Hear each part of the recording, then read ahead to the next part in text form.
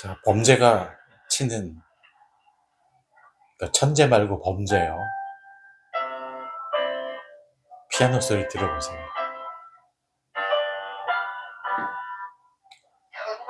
피아노 곡의 연주에 감정이나 영혼이 없잖아요.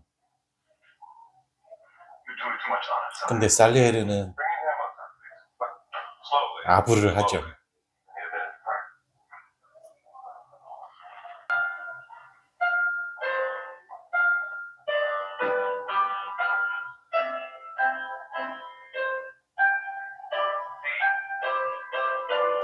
자, 천재의 등장입니다.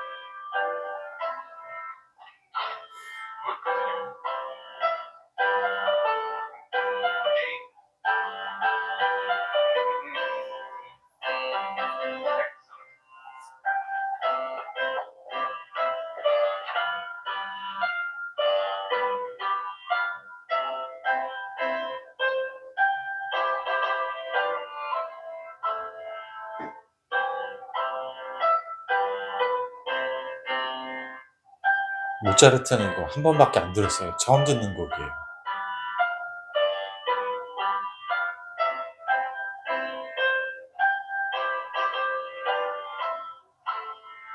살리에르가 만든 곡이죠.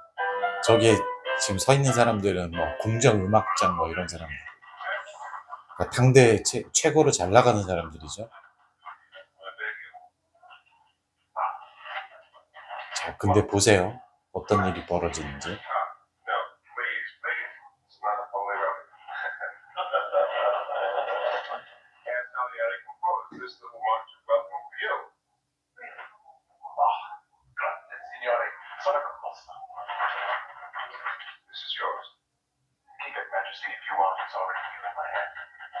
악보도 안 보고 한번 쳐보라 그랬더니 악보도 안 보고 제 머릿속에 지금 다 있다 그러는 거예요.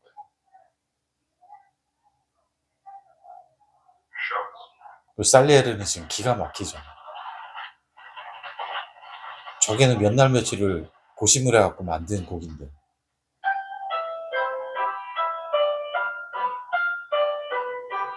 한 번 듣고 지금 치는 거예요. 이걸 절대음감이라고 그러죠.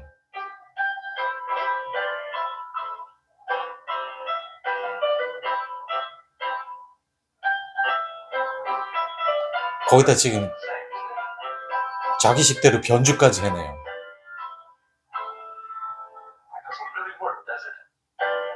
근데 훨씬 더 훌륭해요, 지금.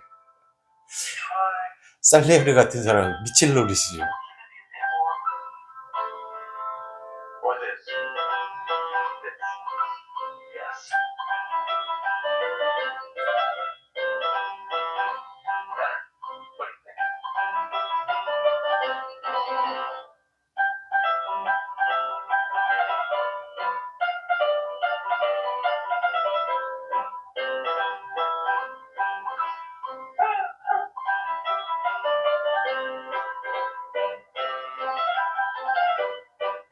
이러면 이제 천재하고 범죄의 차이고, 일반 범죄들은 미치고 환장하고 팔짝 뛰는 거예요.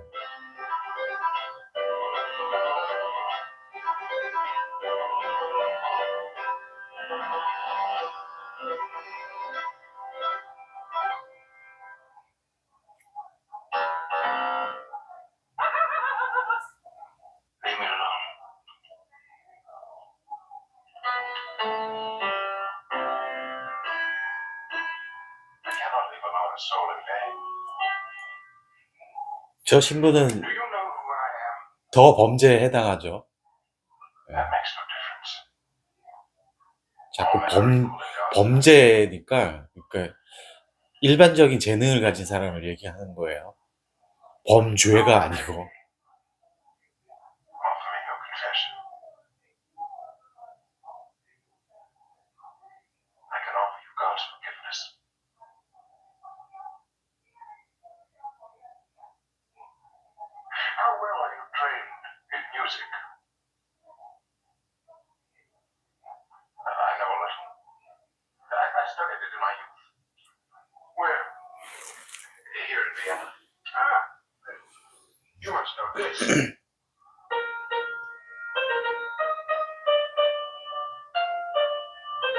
자기 곡 연주해 주는데 신부는 하나도 몰라요 지금. I can't say that I do. What is it? It was a very popular tune in its day. 잘 나갔던 음악인데 이걸 모르냐고 지금. Here. I like this. I just want to run down the house and play it first.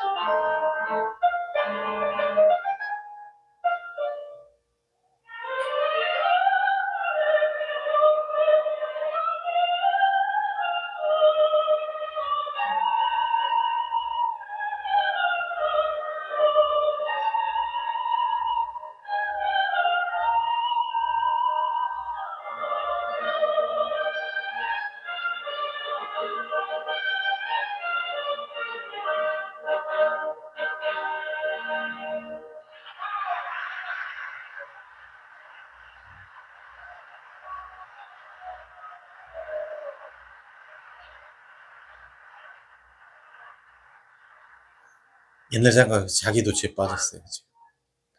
아까 그 오페라 아리아를 부른 여자는 이 살리에르의 애인이었어요.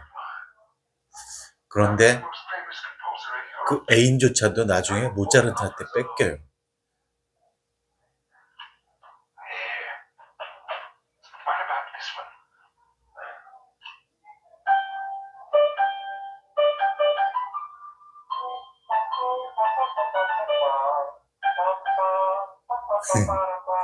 이거는 저렇게 잘 따라 하잖아요. 이거 모차르트 곡이에요. Well, that's charming. I'm sorry, I didn't know you wrote that. I didn't.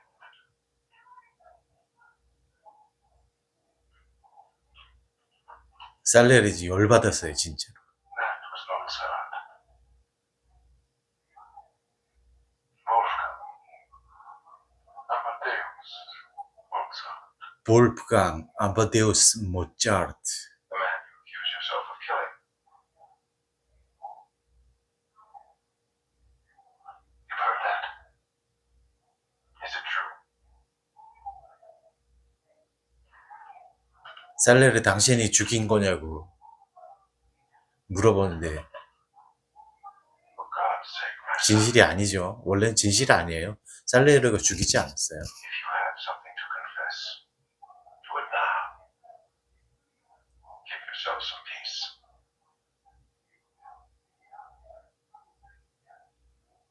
Here. Was my eye? 안녕하세요. 오박개입니다. 산책을 하고 왔어요. 산책을 하고 왔는데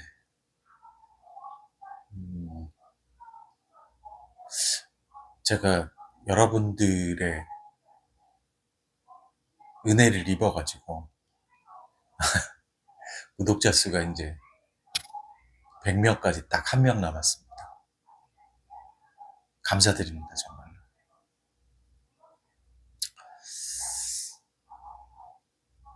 저 처음에 시작할 때 뭐 구독자 수는 연연을 안 한다고 생각을 하고 시작을 했어요. 정말로. 그런데 이제 중간에 뭐 이렇게 텐션이 막 쭉 올라갈 때는 구독자가 올라가네? 그런 생각도 하긴 했었어요. 인간인지라. 근데 역시나 가만 생각을 하니까 몇 명이 되든 저한테는 다 소중한 분들이에요. 제 얘기를 들어주신 분들이잖아요. 이 재미없는 얘기를 들어주시는 분들이라 굉장히 감사합니다. 다시 한번 감사드리고요. 오늘 할 얘기는 여러 개를 좀 복합해서 얘기를 하려고 해요. 제가 가끔 얘기를 하죠. 동영상에서 제 원래 직업이 인솔자라고. 패키지 여행 인솔자라고. 그럼 이제 요즘은 패키지 여행을 가시면 어, 예전에는 제가 처음 시작할 때 90년대 후반 6년 뭐 7년 뭐 요런 무렵 이럴 때는 인솔자가 전 세계 어디든지 다 따라 붙었었어요. 그런데 요즘은 인솔자가 유럽밖에는 안 따라갑니다. 아주 특별한 경우를 제외하고는. 일본 같은 경우는 인솔자긴 한데 거기는 이제 명칭이 따로 있어요.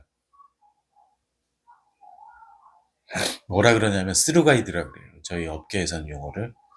그게 뭐냐면 스루가이드, 스루 이제 관통해서 가는. 그러니까 한국에서 가이드가 출발을 해서 이 가이드가 다 일본 현지에 뭐 여러 가지 식사라든가 호텔이라든가 이런 거 수배를 다 하는 사람이에요. 일본어도 직접 하고 가이딩도 하고 그 자격증이 또 따로 있어요. 이분들은. 그리고 이제 저 같은 사람들은 어 요즘은 동남아 그냥 뭐 일반인 분들도 그냥 가시잖아요. 얼마든지 가서 여행을 하시기 때문에 동남아라든가 그 다음에 현재 도착하자마자 미팅만 잘하면 그 뒤에부터는 가이드가 다 따라다니는 뭐 미국, 뭐 호주 일대, 호주, 뉴질랜드 뭐 이런 쪽들은 이제 인솔자가 안 나갑니다. 나갈 수가 없어요. 그리고 그에 맞춰서 수익도 정해져 있기 때문에 못 나가요. 그런데 유럽은 아직까지는 그럴 수가 없어요. 이것도 이제 그 뭐 번역기나 이런 것들이 인공지능이 이제 나중에는 대체를 할 것 같긴 한데 지금 아직까지는 뭐 예를 들어서 유럽을 가신다 그러면 보통 한 5개국 내지 짧, 짧은 일정으로 가야 아니면은 좀 이렇게 어떤 나라에서 많이 가야 뭐 3개국 이런 식으로 가잖아요. 그러니까 이제 국경을 통과하고 그 다음에 그 나라별로 이동 시간이 비어버리잖아요. 그러니까 유럽 쪽은 이제 인솔자가 나가요.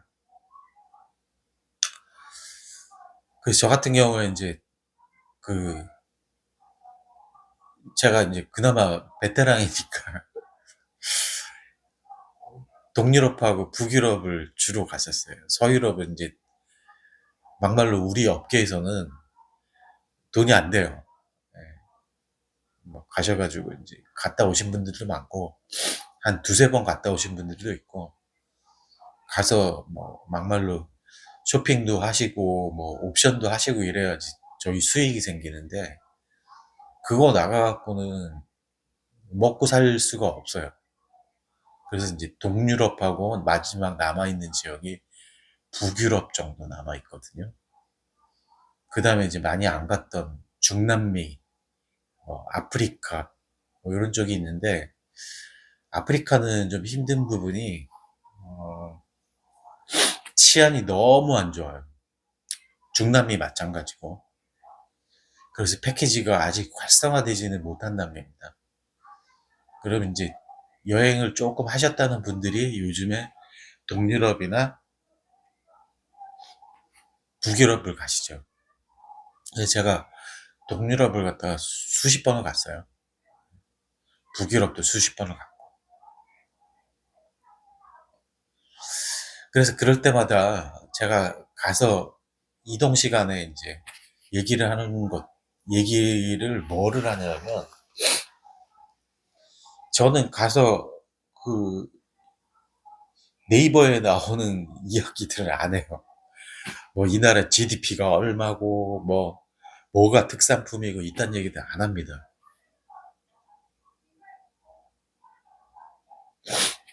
그럼 뭐 하니? 그러면, 어, 북유럽을 제외하고는 제가 동유럽을 가든 서유럽을 가든 르네상스 얘기를 해요.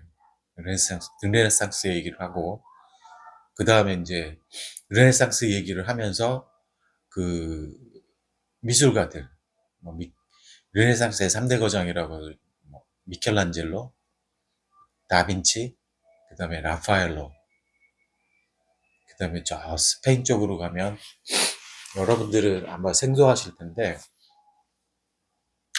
미술 평론가들이나 뭐 그 그쪽 계통에 종사하시는 분들, 그다음에 예술 계통을 하시는 분들은 다 서양 미술사에서 가장 위대하다고 하는 화가가 어, 누구냐면 스페인 출신의 디에고 벨라스케스라는 화가가 있어요.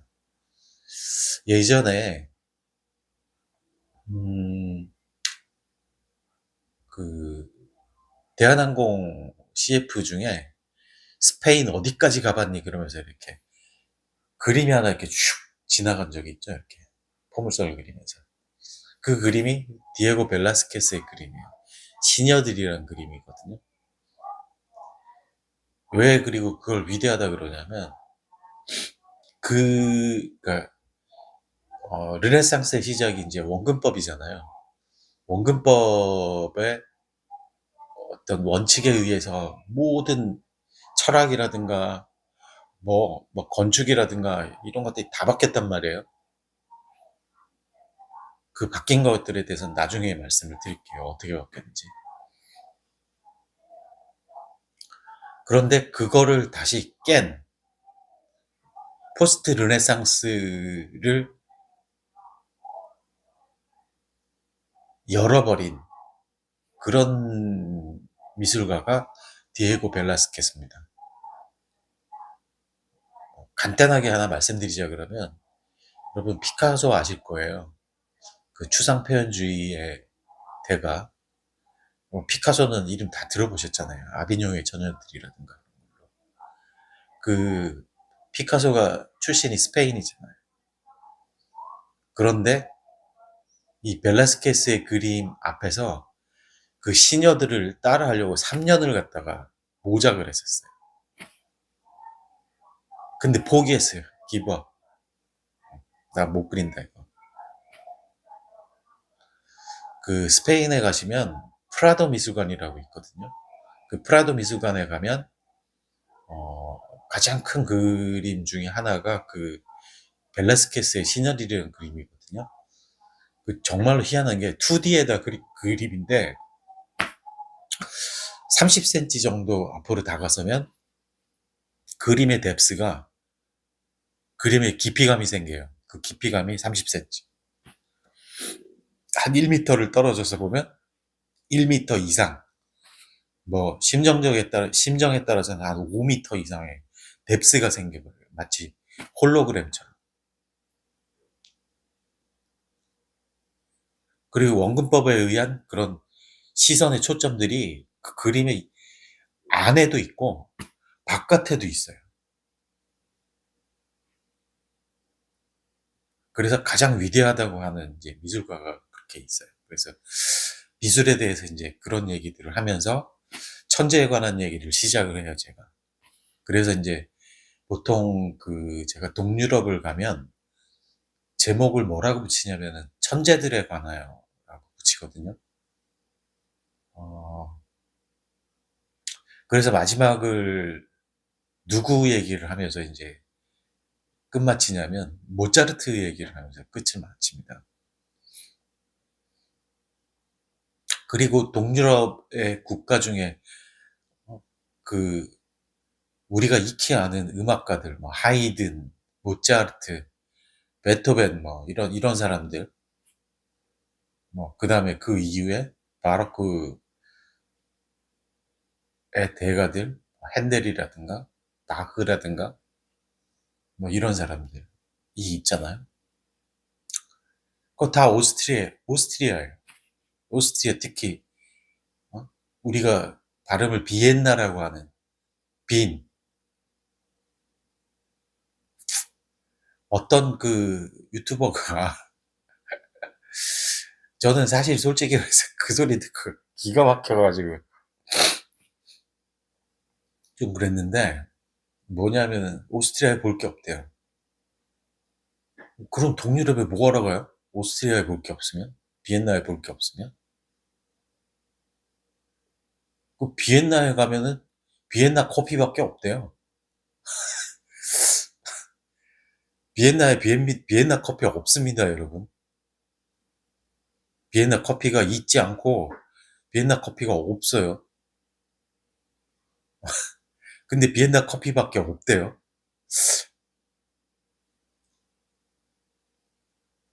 누구라고 말씀은 안 드릴게요.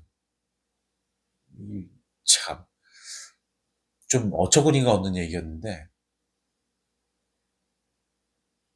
그 비인이라는 도시는요, 링스트라세라 그래서 그 합스부르크 왕가에서 계획해서 만든 도시예요. 둥그렇게 외곽으로 이렇게 이 도로가 있어서 그쪽을 돌아서 중심으로 갈 수 있게 돼 있고, 링스트라세 안에는 비엔나의 중심거리가 이렇게 딱 있는. 그리고 비엔나가 어떤 도시입니까, 여러분? 음악가들이, 그렇게 제가 말씀드린 음악가뿐만 아니고 거기에 그 또 위대한 화가 중에 하나인 또 구스타프 클림트, 에곤 실레, 이런 사람들이 있잖아요.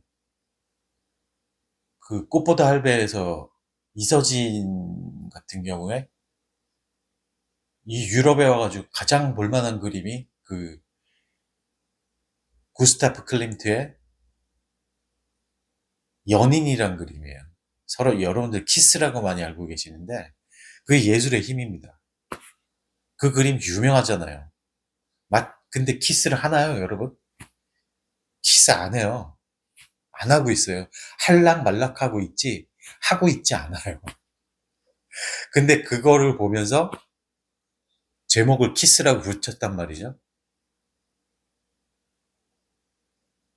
근데 그 누구도 그게, 그게 뭐 키스하는 것도 아닌데 뭐, 왜 키스라고 붙였어? 그렇게 의문을 제기하는 사람이 단 한 사람도 없어요. 제가 못 봤어요, 한 번도. 그게 예술의 힘이에요. 예술의 힘. 자, 교보제로 쓰는 그 우산에도 클림트의 그 연인이란 그림이 있는데, 그 그림을 이렇게 쫙 펼쳐가지고, 우산을 쫙 펼치면 그림이 쫙 나오거든요. 그래서 그 얘기를 말씀드려요. 여러분, 이 키스하고 있습니까? 얘네들이? 그 사람들이 그때 이제, 그제서야 퀘천 마크를 딱 머릿속에 가지죠.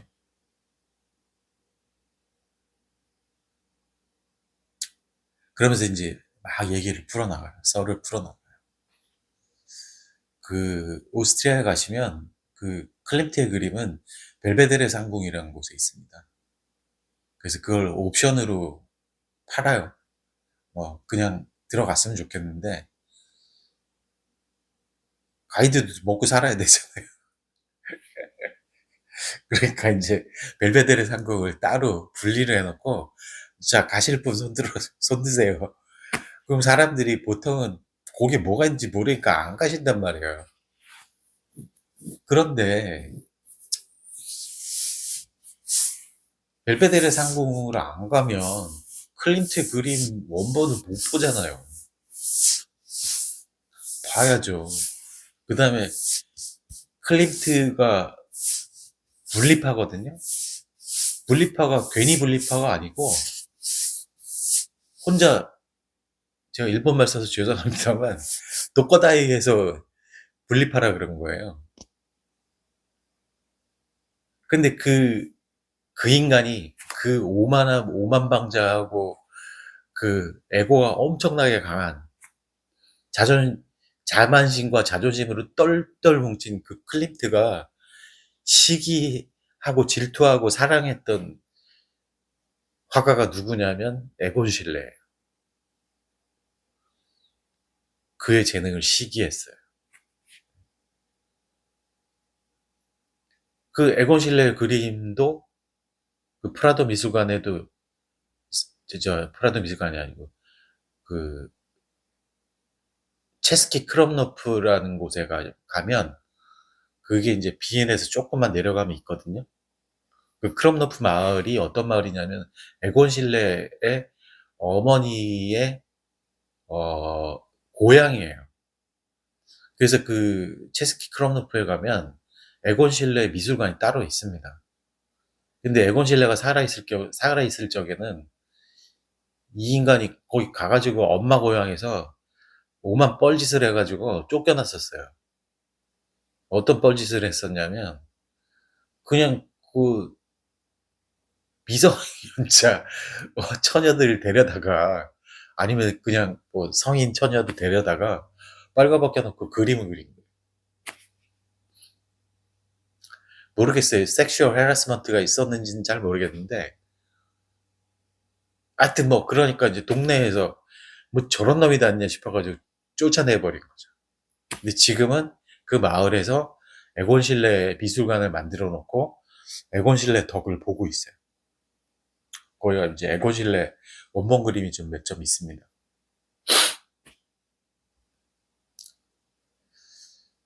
자, 그래서 이제 천재들에 대한 얘기를 하면서 제가 이제 음악사에서 가장 그 천재라고 꼽는 사람이 이제 모차르트거든요.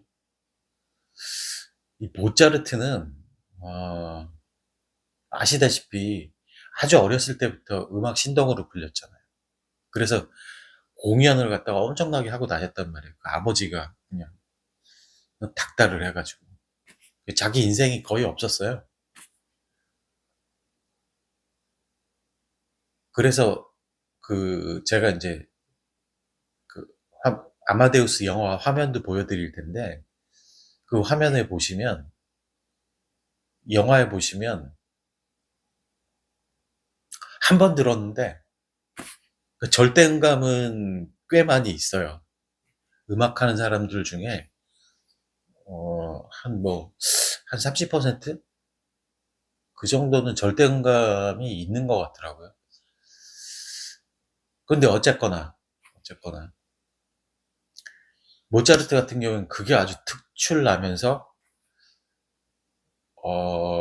음악을 딱 들으면 이 사람은 뭔가 뇌 구조가 첫 소절이 이렇게 딱 지나가면 마지막 끝 소절까지 통전적으로 다 이렇게 뭐가 이렇게 머릿속에서 음악이 휙 지나가나 봐요. 그게 근데 잘 생각해 보시면 음악이라는 것도 시간의 흐름상 악보를 따라서 시간의 흐름상 흐르게 돼 있잖아요. 그래서 시간이 흘러야만 되는 2D, 그러니까 그림으로 치면 2D에 가까운, 어? 2디멘전에 가까운 그런 분야란 말이죠. 근데 모차르트는 좀 달라요. 뭔가 들으면 그냥 끝까지 그냥 뭐가 싹 생각이 나면서 X축, X축, Y축, Z축이 쫙 생기나 봐요.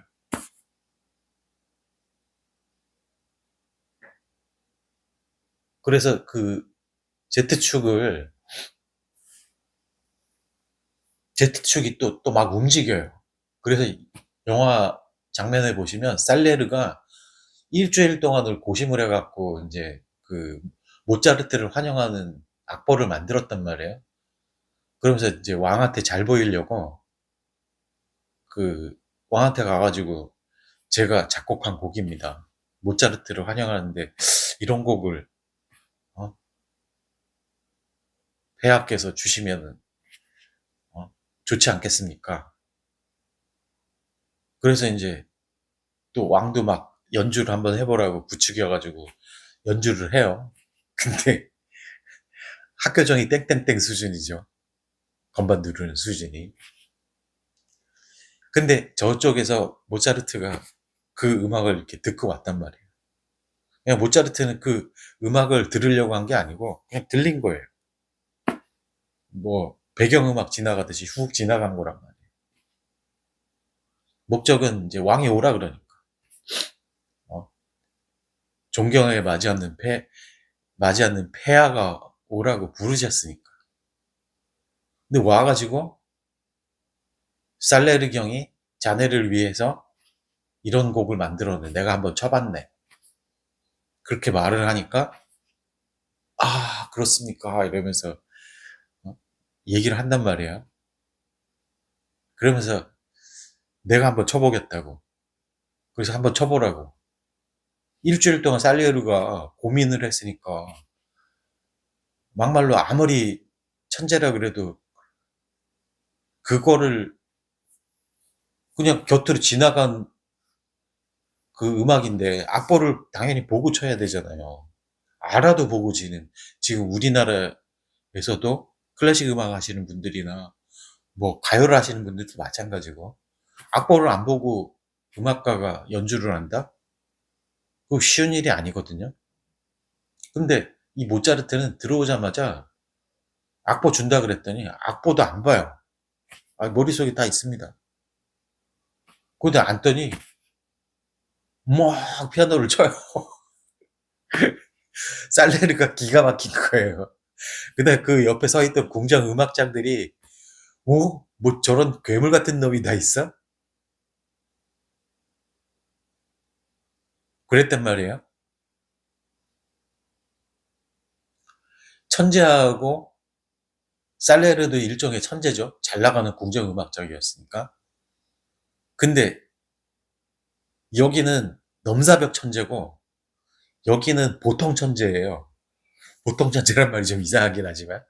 그리고 뒤에 병풍처럼 서 있는 사람들은 보통 우리 일반인이에요. 그러니 이게 점증법처럼 여기서부터 놀라움이 증폭될 거 아닙니까? 그러더니 이 모차르트 이 인간이 뭐 한 번에 후루룩 쳐버리더니 이러더니 이게 더 낫지 않아요? 이건 안 생각해 보셨어요? 이러면서 또 막 피아노를 자기가 막 그 즉석에서 변주를 해내기 시작해요. 그 얘기가 뭐냐면 X축, Y축이 있고 Z축이 있으면 Z축 나오는 것만 해도 지금 이게 미치고 환장하고 팔짝 뛸 노릇인데 Z축을 막 휘어가지고 지 마음대로 그냥 축을 만들어버리는 거예요.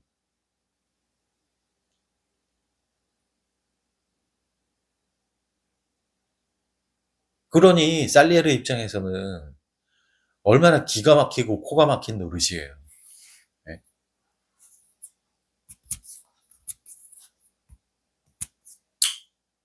예술가는요, 예술가는 제가 생각한 그 천재는요, 영어 단어로 표현을 하면 두 가지로 표현될 수 있어요. 1번, 첫째가 뭐냐면 unique, 나만의 특별한 거. 그게 있어야 돼요. 그게 뭐든지 간에. 이거는 모차르트 거다. 이거는 뭐 마이클 잭슨 거다. 아니면 소양 거다. 아니면 정서주 거다. 이런 유니크함이 있어야 되거든요. 그게 일단 첫 번째예요. 아무리 잘해도 따라 하면 그걸 인정을 받을 수가 없어요. 우리나라 그 오디션 프로그램에서도 보면 예전 처음에 그런 거 많이 나왔잖아요. 뭐 예를 들어서 김경호나 김종서 같은 거를 모창을 한다. 특징이 딱 있으니까 모창하기가 조금 아무래도 수월하잖아요. 고음이 가고 락적인 발성이 받쳐준다 그러면. 그러면 이제 멋들어지게 부른단 말이죠. 그럼 일반인들은 박수를 받아요. 그런데 그런 오디션 프로그램에서 예술가를 발굴을 하는 차원이라 그러면 이렇게 듣고 있어요. 예술가들이.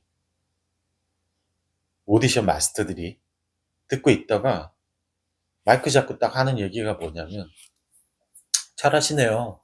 잘하시는데 근데 김종서 음악을 하고 김경호 음악을 하면 김경호한테 가서 듣거나 김종서한테 가서 듣지 당신한테 듣는 게 아닙니다. 당신한테서 그런 걸 기대하는 게 아닙니다. 당신의 색깔을 보여주세요. 그렇게 얘기하잖아요. 그런 면에서 유니크함이 일단 첫 번째예요. 미술도 마찬가지예요. 파인아츠라고 하는, 그러니까 우리가 익히 아는 잘 그린다고 하는, 사실적으로 잘 그린다고 하는 거는요, 라파엘로에서 이미 끝나버렸어요. 파인아츠는 끝나버린 거예요. 그래서 피카소가 얼마나 그림을 잘 그렸냐면, 피카소의 그림 중에 제가 기가 막혔던 그림이 뭐냐면, 피카소가 그런 말도 했어요. 나는 라파엘로보다 더 잘 그릴 수 있다. 근데 디에고 벨라스케스 그림 못 그렸다 그랬죠, 제가. 기브업 했다 그랬죠. 근데 그 피카소가 그림을 얼마나 잘 그리냐면, 왜 사진에 보시면 그 야경 사진을 찍으면 이렇게 이 셔터 스피드가 느리니까 야경 사진에 헤드라이트 불빛에, 예를 들어서 도로에 지나간 차를 찍는다 그러면 불빛의 궤적이 이렇게 쭉 나오잖아요. 그런데 보이나요, 그게? 우리 육안으로 안 보인단 말이에요. 한번 싹 지나가고 나면 궤적이 살짝 한 0.1초 정도 남아있다가 쓱 사라져버리죠. 우리말에 그 글씨를 쓰거나 뭐 사군자를 친다 그러죠. 치는 거를 뭐라고 표현하냐면 일필휘지라 그러잖아요. 용사비등 일필휘지 이렇게 얘기하잖아요. 일필휘지가 뭐냐면 먹을 한번 턱 찍어가지고 한숨에, 그러니까 단숨에 이렇게 쭉 이렇게 써내려가요. 글씨를. 그러면 처음에 먹을 딱 찍어서 처음에 딱 그 화선지에 글씨를 쓰면 처음은 검정색이 진하다가 내 한 호흡이 어디까지 되느냐에 따라서 그 끝으로 갈수록 농담이 흐려지잖아요. 근데 농담이 일정한 거는 그 모작이에요. 여러분들이 혹시 아시는지 모르겠지만 그건 모작이에요. 그 계속 찍어가지고 또 쓰고 계속 찍어 또 쓰고 호흡이 그만큼 짧다는 얘기죠. 근데 호흡이 기신 분들은 내공이 길고 호흡이 긴 뭐 서예가라든가 뭐 매낭국죽 사군자를 치는 그런 그 내공이 있으신 분들은 먹을 한번 턱 찍어가지고, 아니면 물감을 한번 턱 찍어가지고 화선지에다가 궤적을 그리면 내 숨이, 예를 들어서 여기 한 페이지를 갖다가 화선지 한 장을 넘어갈 정도까지 내가 싹 쓰시는 분들이 있어요. 그걸 일필휘지라 그래요.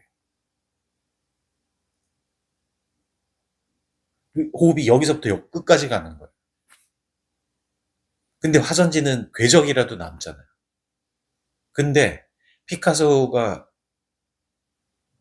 어떤 그림을 그렸었냐면, 방에 불을 다 끄고 사진 카메라를 갖다가 벌브 셔터를 넣고, 벌브 셔터라 그래요. B 셔터라고 돼 있는 거. 그게 뭐냐면 셔터를 누르는 만큼 셔터가 개방이 돼서 거기 빛의 궤적이 이렇게 남게 돼요. 그래서 궤적도 안 보이는 그 허공에다가 소그림을 정말 일필휘지를 슉 갈겨가지고 소그림을 그렸는데, 그러면 생각을 해보세요. 빛도 어떤 지점에 머물게 되면 빛이 이렇게 쭉 퍼질 거 아니에요. 근데 그런 거 하나 없이 이게 끊임이 없이 소그림을 갖다가 그냥 끝까지 한 번에 다 그려냈단 말이에요.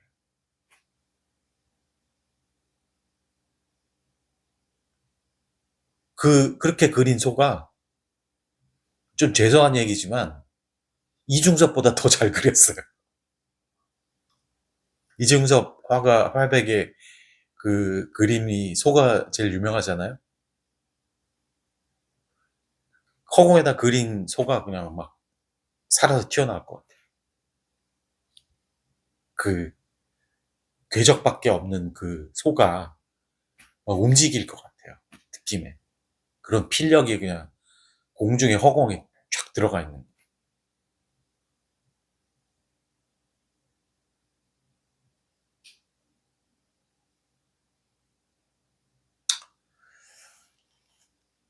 그래서 제가 천재를 얘기를 할 때 일단 그 부분을 꼭 얘기를 하면서 유니크에 대한 이야기를 꼭 합니다. 그 다음에 그 유니크함, 1번이 유니크함. 내가 나의 색깔이, 나의 개성이 확연하게 드러나는 그게 있어야 돼요. 반드시 있어야 돼요. 예술가로 대성을 하려고 그러면. 그 다음에 두 번째가 뭐냐면 그런 천재성을 가지고 내가 수많은 트레이닝을 거쳐서 내가 만든 내 작품이, 그러니까 내 새끼가 어떻게 돼야 하냐면 영원 불멸해야 돼요. 그래서 영어 단어로 표현하면 이모털이라고 합니다. 이모털이 불멸이라는 뜻이잖아요.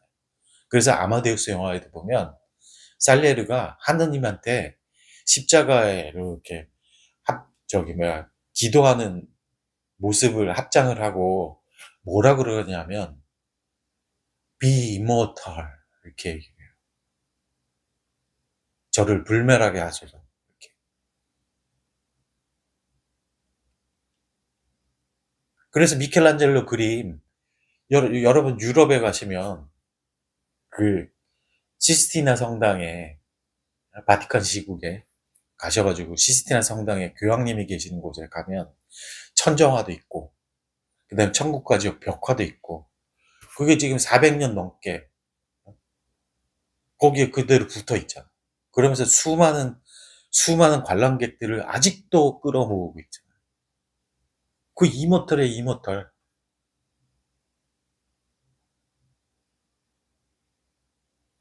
그래서 예술은 천재라 그러면 두 가지로 표현을 딱 해라. 영어에서 유니크, 그 다음에 이모털. 그 두 가지로 표현될 수 있습니다. 그런 선의를 가지고 아마데우스를 보면 이 영화가 너무너무 재밌어요.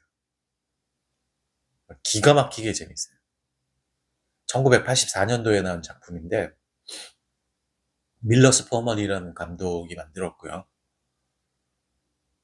어, 이 사람이 체코 사람인가 그럴 거예요.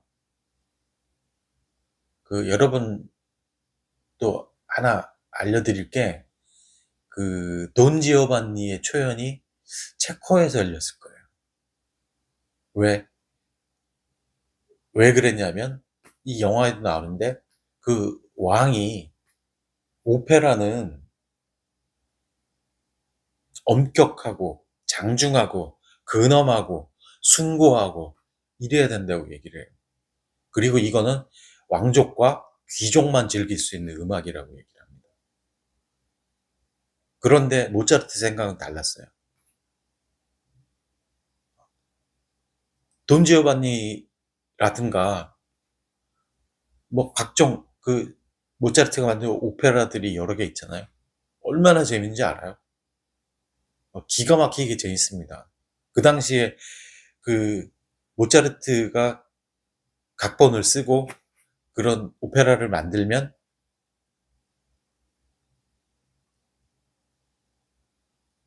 얼마나 그게 스펙타클하겠어요. 지금 우리 지금 당대 현실을 사는 뭐 사람들이 그냥 일반인들이 보기에 어벤져스나 DC의 슈퍼맨을 보거나 아니면은 어? 매드맥스를 보거나 그럴 만큼 눈을 혹할 거 아니에요.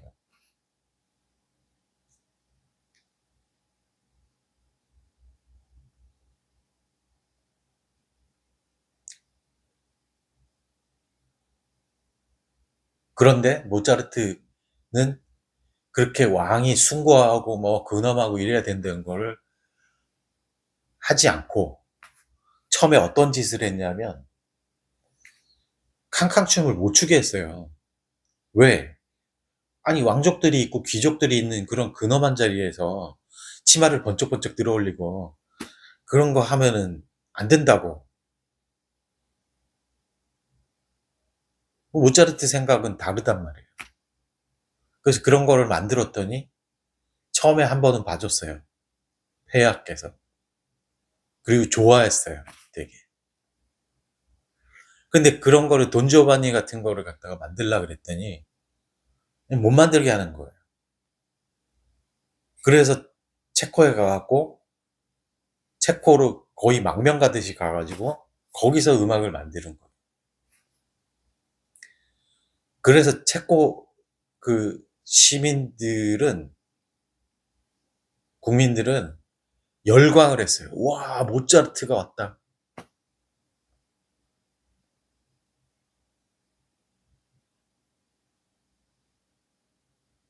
근데 잘 생각해 보시면 모차르트가 지금은 클래식인데 클래식 지금 세월이 흘렀으니까 클래식이지. 제가 말씀드린 맥락으로 보면 그 당시로 따지면 대중음악을 선포한 사람이에요. 클래식을 전공한 사람이 요즘에 크로스오버 하겠다라고 처음에 바네사 메이가 바이올린 들고 나와서 막 연주하는 그런 크로스오버를 한 사람이란 말이에요. 그 대중음악가예요. 대중음악가. 모차르트. 그 당시에. 그러면서 그냥 음악사야 획을 확 그어버렸어요. 그 바로 밑에 베토벤도 있지만 베토벤도 정말 훌륭한 음악가고 저는 정말 너무 좋아하는 그런 클래식 음악가이긴 하지만 일단 저의 원탑은 모차르트예요. 모차르트의 그 천재성. 그 뒤로는요. 제가 또 꼽는 사람이 누구냐면 마이클 잭슨이에요. 그 전까지는 음악이라는 게 굉장히 정적이었단 말이에요. 보컬로만 하고 그 다음에 춤추는 사람은 따로 춤추는 사람 따로 있고 그랬는데 가수가 퍼포먼스를 한단 말이죠. 마이클 잭슨에 와서 저 아직도 기억이 나요. MTV에서 뮤직비디오를 마이클 잭슨이 거의 초창기 한 거나 마찬가지예요. 그래서 문워크를 하는데 우와 저런 게 있나? 오 사람이 어떻게 저런 움직임을 할 수가 있지? 노래도 잘하는 인간이? 그 전에 잭슨 5에서 뭐 아비데어라든가 벤이라든가 이런 노래 있었잖아요.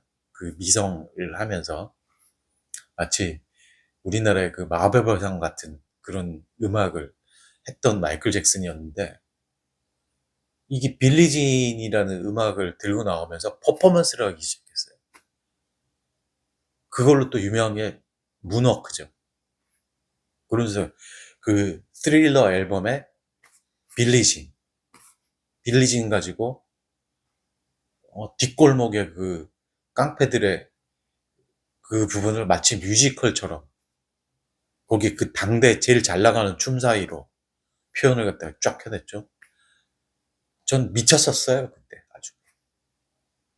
사람들이 다 미쳤었죠. 그렇게 하니까 그 또 아시는지 모르겠지만 비릿 같은 곡은요 중간에 이제 간주 타임 때 그 일렉트릭 기타 속주가 나요. 드르르르 이런 속주가 나는데 그거 누가 한 거냐면 벤 헤일런이 했어요. 벤 헤일런의 속주예요. 기타 속주.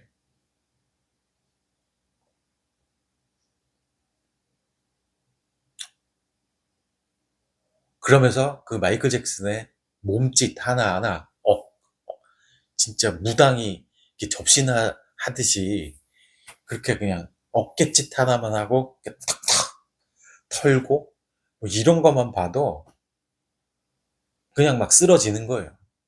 그때 당시에 뮤직비디오를 보면 여자들이 막 쓰러져요.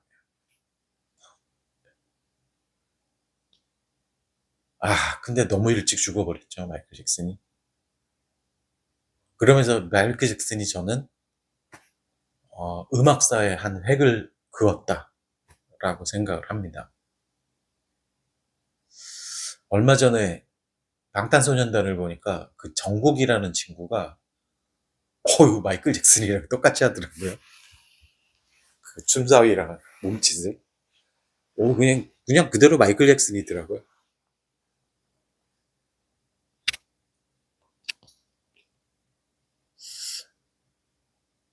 그래서 그런 평가를 받았는지 모르겠는데, 진일보한 점은, 방탄소년단의 BTS가 진일보한 점은 뭐냐면, 그 멤버 하나하나가 다 마이클 잭슨 같은 기량을 가지고 살짝 변주해내면서 뭔가 새롭다라는 느낌을 들게 만들었어요. BTS가. 위대한 점이 바로 그런 거예요. 비틀즈보다 더 위대하다? 그럴 수 있어요, 충분히. BTS가.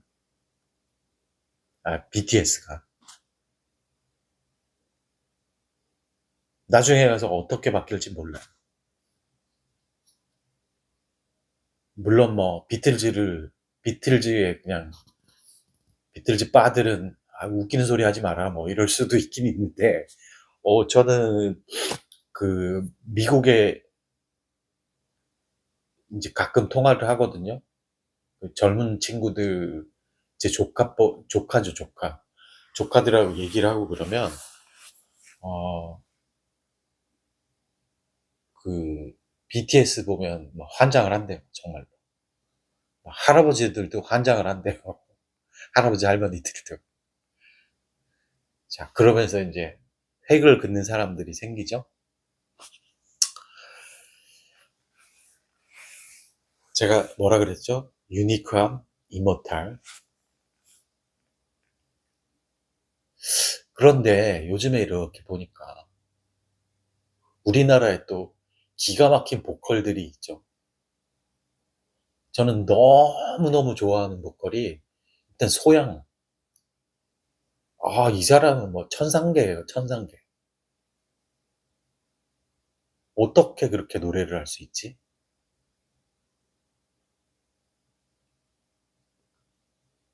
그냥 우리나라 장하시는 분들이 이렇게 득음을 하면은 이제 음색에 따라서 뭐 철금성, 수리성, 그다음에 또 하나가 있고 이제 귀곡성 이렇게 있는데, 그 조관우 가수의 아버지가 조통달 명창이잖아요. 조통달 명창께서 하신 말씀이, 이게 철금성, 수리성하고 또 하나, 이게 뭐지? 기억이 안 나서 죄송합니다. 이거 세 개는 트레이닝으로 가능하대요. 자기 내가 어떤 철금성을 하겠다, 수리성을 하겠다 이러면 그런 식으로 톤을 만들어 가겠다. 그런데 귀곡성은 안 된대요. 그 죄송합니다. 춘향가 같은 데서 이러면 흐느끼는 장면이라든가 그런 장면에서 이제 귀곡성을 하는데, 그거는 정말로 이 사람의 음역대를 넘어서는 음역대의 목소리, 보컬이 나와야 되거든요. 그거는 타고나는 거래요. 조통달 선생님이 하는 얘기가. 그건 타고난 몇몇밖에 안 된대요. 그게 이제 서양에서는 머라이어 캐리, 그 다음에 윈니 휴스턴 이런 사람들이겠죠. 그 다음에 소양 돌고래 창법이라고 그러잖아요. 머라이어 캐리 이모션 같은 거는요, 그건 따라할래야 원래 따라할 수가 없어요. 머라이어 캐리도 요새는 못하는 걸로 알고 있어요. 살찌고 목도 가가지고 못하는 걸로 알고 있어요. 근데 소양은 그냥 자유자재로 내잖아요. 그래서 소양, 원티어 소양. 그 다음에 몇 명 있어요. 손승연. 이 친구도 그냥 고음이 귀곡성만큼 끝간대를 모르고 올라가죠. 그 다음에 고음과 그 소울의 그 감성. 저는 서양의 뽕짝을 소울이라 그러거든요. 그 소울을 기가 막히게 하는 유성은. 그 다음에 천사가 내려와서 이 노래를 부르는 것 같은 악동 뮤지션의 그 이수연인가 하는 그 아이. 이수연 양도 너무 좋아해요. 너무 이뻐요. 제 눈에는 하여튼 너무 이쁩니다. 그런데, 요새 정서주 양이 나오는데, 이 정서주 양도 미운 오리 새끼였잖아요? 창현 노래방에서. 죄송합니다. 정서주 양. 제가 칭찬하려고 그러는 거니까. 그런데 요즘 나온 거 보니까, 백조가 됐더라고요. 너무 이뻐지고, 음색도 이제 점점 이렇게 그 변성기를 잘 이렇게 지나면서 고유의 톤이 나오면서 너무 음색이 이뻐요. 아주 독보적이에요. 그런 음색 없어요. 그 진짜 옥구슬이 쟁반에 이렇게 또르르르 굴르는 소리 같은 그런 음색이 이미자 이후에 있었나? 저 그런 생각을 많이 하거든요. 이미자 선생님보다 이제 시절이 흘렀으니까 더 좋은 것 같아요, 저는. 정서주 양이. 그러면서 이 친구 노래를 부르는데 이제 15살이잖아요. 제가 창현 노래방에서 봤을 때라 그러면 그럼 13살인 거예요. 13살, 14살, 15살짜리가 아니 노래를 어떻게 그렇게 감정을 실어서 부를 수가 있죠? 정말로 불가사의한 일이에요. 제가 엊그저께도 얘기했지만 이 친구의 꺾기를 듣고 있으면 잘 꺾는 가수들 많아요. 그런데 내 마음이 낭창낭창 꺾이는 가수는 드물단 말이에요. 근데 이 친구는 마치 마이클 잭슨이 이렇게 어깨를 탁탁 털고 어깨짓을 한번 탁 하고 발길질을 한번 탁 하듯이 고개를 갖다 까딱까딱까딱 하면서 어? 하는데 마음이 그거에 따라서 까딱까딱까딱해요. 기가 막히죠. 기가 기가 막히고 코가 막힌 그런 상황이에요.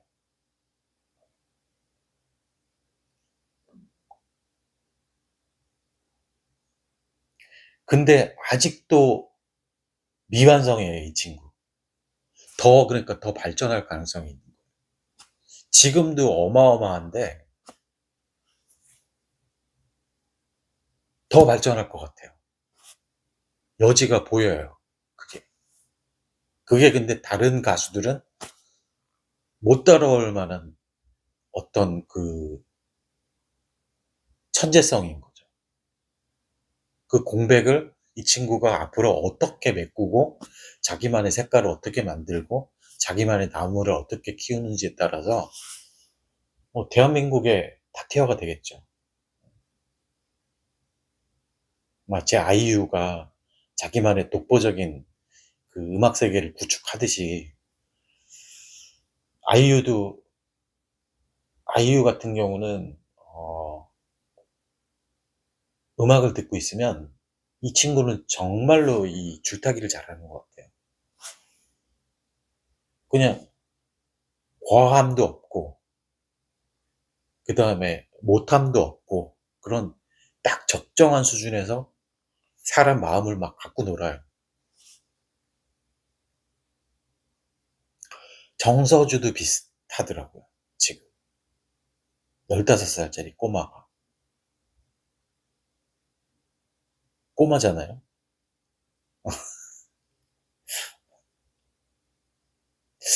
그분들 부모님이 저보다 나이가 아마 어리실 것 같은데, 아유, 좋겠어요. 너무 부러워요.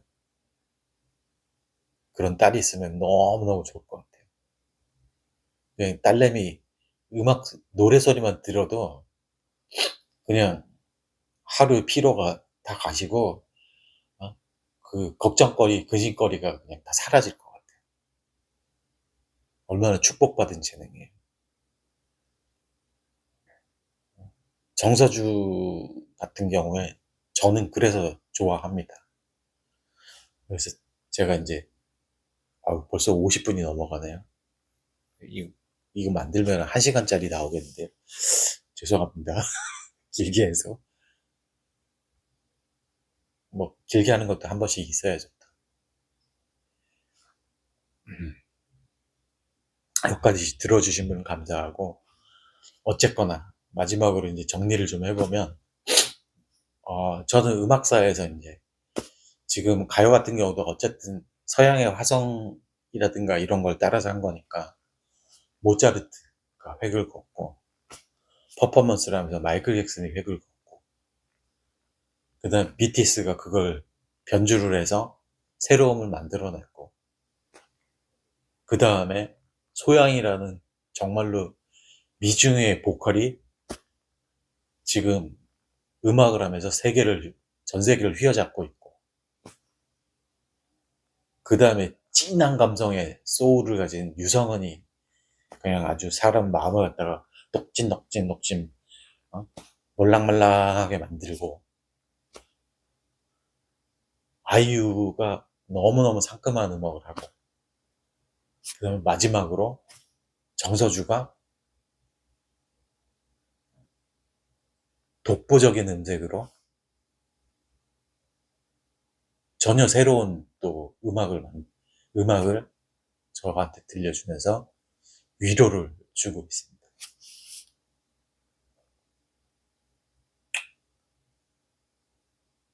그런 거 있으면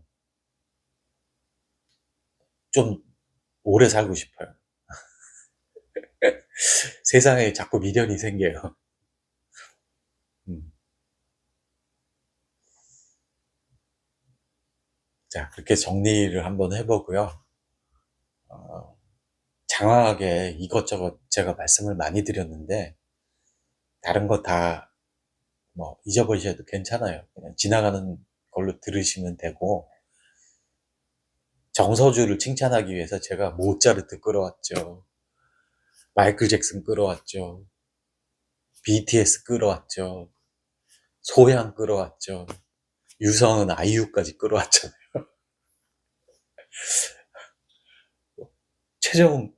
최종 승자는 지금 정서주예요. 왜? 어리잖아요. 너무너무 이쁘잖아요. 그리고 미치겠어요. 아주. 자, 일단 요걸로 마치고요.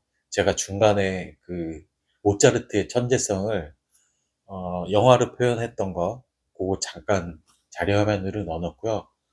저작권 딱지 붙으면 붙고, 아니면 뭐 좋긴 한데, 그래도 저는 그냥 뭐 어차피 수익도 나오지도 않은 건데 여러분들한테 하고 싶은 얘기를 하도록 하겠습니다.